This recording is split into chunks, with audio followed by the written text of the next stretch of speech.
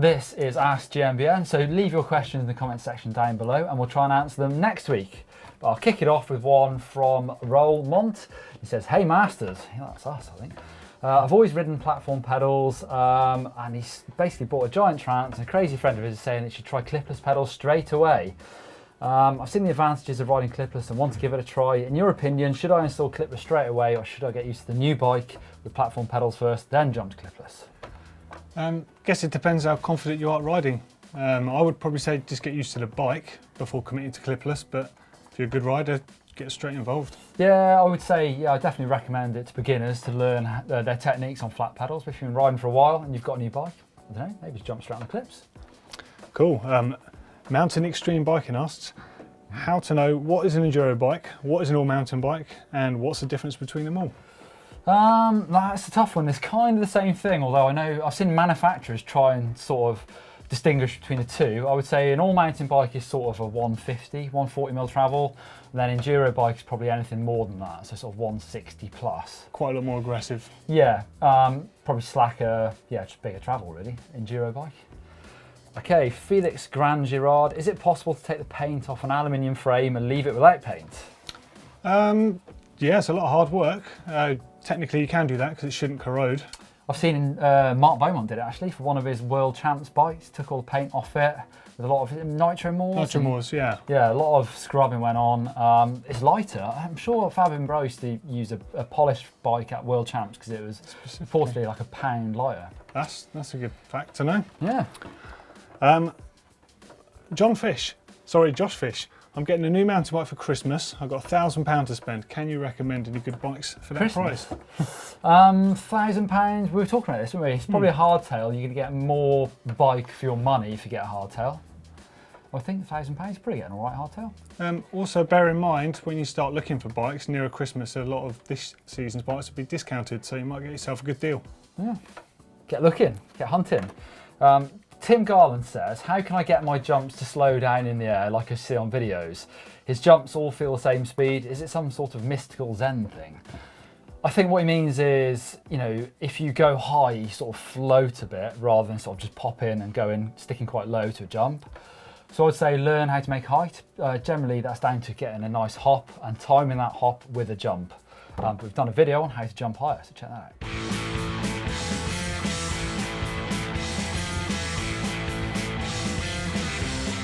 So, how to jump? I'd say the most common thing I see with people I coach is what they need to improve on is trying to make height on a jump. David Armio asks, does anyone in the UK still ride single speed? Some weirdos do, yeah. Yes, people do. I've never actually ridden a single speed, have you? I have, and it's quite addictive actually because you find that you can only ride a certain speed, so those hills you dread aren't quite as bad as you think. I know a lot of people do it in winter. Obviously, it takes away the wear on your drivetrain. So yeah, maybe we should try it. I think it's something we should look into. Yeah, why not? Rowan Connolly's got two questions. Can you strip and rebuild the wheel, leaving the tube and tyre inflated and on? Not sure. No, I don't think so. Because to get to the spoke nipples, we'll take spoke nipples out at least. You're gonna have to go inside the rim. Taking the tyre off? No, I wouldn't have thought so. Number two, on every rotation of my cassette, there's a much louder click. How do I fix this? So that's probably an issue going on with one of the pulls or something inside there. Sounds like it's catching perhaps. Yeah, I would take it apart, try and service it, but there might be something else going on inside there. Be careful when you take it apart as well, because the pulls have tiny little springs that can fire out across the workshop and you'll lose them. True, some brands are easy than others, aren't they? You take them apart and it's kind of simple, others it's a nightmare. Alex Karachuk, hello GMBN. It's a question more for Blake, but in some part you also. Why do slopestyle riders not put in their runs freestyle motocross tricks like cliffhanger, rock solid, heel clicker, etc.? I guess you do see them, maybe not so much nowadays, a bit more of an old school moves, some of those, definitely heel clickers, I've not seen those for a few years. There's no reason why not. Nothing to do with like the technicality or being judged perhaps? True, I suppose, yeah, maybe, I don't know, I guess nowadays you have to do it as part of a 360 or a flip or something, but yeah, it's a good question, I've not seen those for ages. Progress B Bicycles. I'm a roadie who wants to get into mountain biking. He's done a bike fit for his road bike. Can he use the same dimensions for his cross-country bike? Well, this is quite an interesting one. when it comes to saddle position with your BB, that's always going to be a relative position, so you kind of want that. But yeah, and I know an XC race bike's not a million miles from a road bike in terms of position, but you're still going to have a longer frame and a shorter stem position. Yeah, true. Yeah, that's as far as I know. Yeah, saddle, but the rest of it, I don't know, to be honest. I'm sure there are people that do bike fits for cross-country bikes, but I've never had one, that's for sure. Quite an interesting point. The three-eyed Cyclops. He says, it's really time you get a female presenter. I've got Andrew Doddy, our new presenter. There were already a lot of comments when Blake became a new presenter, and it's definitely a good point. We have looked for ladies. We've done a few videos with Annie last, Tracy Mosley amongst others, and we would love to get a female presenter. So it's definitely not out of the question at all. So keep our eyes peeled for a female presenter. John Galvin, what would happen if you used water for your disc brakes instead of mineral oil? I have no idea. You could probably get away with it just to get yourself home if it's a trailside bodge, but you don't want to recommend that sort of thing because it's going to heat up and expand. We should try it. I've never tried it. But let's check out our video on how to bleed disc brakes. There are some occasions where you're going to need to bleed your brakes. Maybe you've changed the hose and shortened it. Sometimes your brakes start to feel spongy, or just a bit of annual maintenance. So this is how to bleed a Shimano brake. You will need brake fluid, mineral oil for Shimano brakes. Other brands use .4 or 5.1 oil. Make sure you get the right stuff, otherwise you're going to mess up your seals. A Shimano bleeding kit, which is the funnel and the syringe. A brake block, a 7mm spanner, some Allen keys, some brake cleaning fluid or similar solvent, and a rag. Okay, Ant-Man has a single speed, but he struggles to get up some of the biggest hills. Is it possible to have just a front derailleur to get up those last hills? How would I add more tension if so? Technically you could do that if you had, say, a rear mech to take up the chain slack on the back. But it's going to be an awful clunk of a gear change. Yeah, can't say I've ever seen someone just run a front mech and no rear mech, so I wouldn't recommend it. Probably better off just running a one by, sticking some gears on the back. Belisho Golev asks, seems a bit of a trend nowadays for coil shocks to lurk into all-mountain enduro bikes. What are the benefits, if any? Don't air shocks have better pedalling efficiency due to platform wizardry?